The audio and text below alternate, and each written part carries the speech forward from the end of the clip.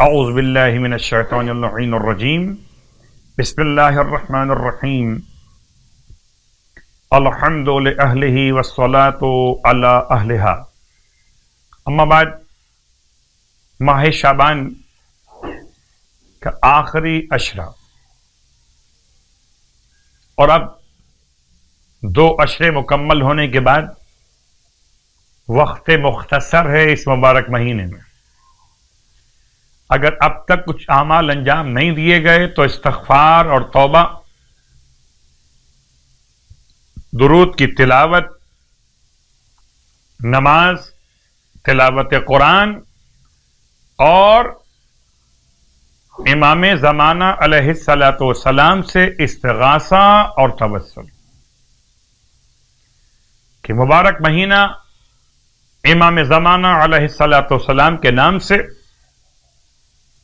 اور انشاءاللہ خدا ہم سب کے اعمال، ہم سب کی دعا، ہم سب کی حاجات کو بحق امام زمان علیہ السلام شرف قبولیت عنایت فرمائے۔ ماہ مبارک شعبان کی صلوات میں ہم آخری حصے کی دعائیں آپ کی خدمت میں ایک ایک جملہ بیان کر رہے ہیں۔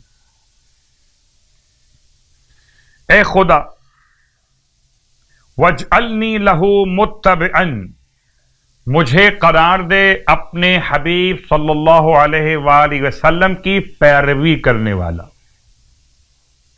حتی القاک یوم القیامت، اتنی پیروی کروں یہاں تک کہ تجھ سے قیامت کے دن ملاقات ہو جائے۔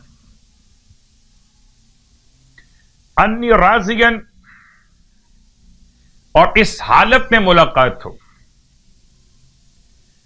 کہ تو راضی ہو اور تو میرے گناہوں سے چشم پوشی فرما چکا ہو۔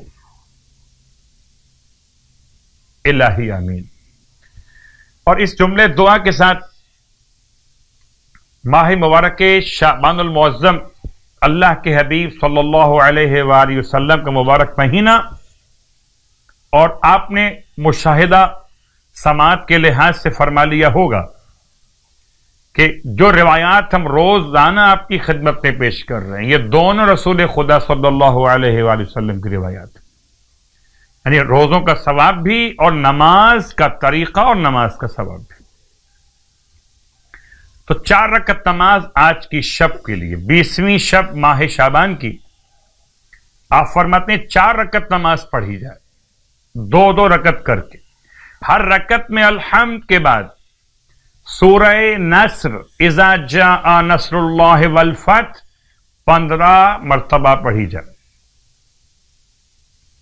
اور جو اس طرح اس نماز کو انجام دے، اس خدائے برحق کی قسم جس نے مجھے مبعوث برسالت کیا کہ دنیا سے نہیں جائے گا یہ نماز پڑھنے والا مگر حالت خواب میں جنت میں اپنا مقام دیکھ لے گا، اور فرشتگان کے ساتھ، وہ فرشتگان جو خدا کے مقرب ہیں، ان کے ساتھ اس کو محشور کیا جائے گا، یعنی اپنے مرنے سے پہلے حالت خواب میں جنت میں اپنا مقام دیکھے گا اور فرشتگان مقربین کے ساتھ محشور کیا جائے گا۔ آپ فرماتے ہیں جو شخص ماہ شعبان کے 20 روزے مکمل کر لے تو 70,000 حور العین کے ساتھ اس کی تزویج ہوگی۔ اللہ اکبر! 70,000 حوروں کے ساتھ اس کی تزویج واقع ہوگی۔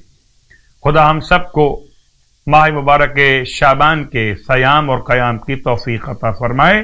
الہی آمین۔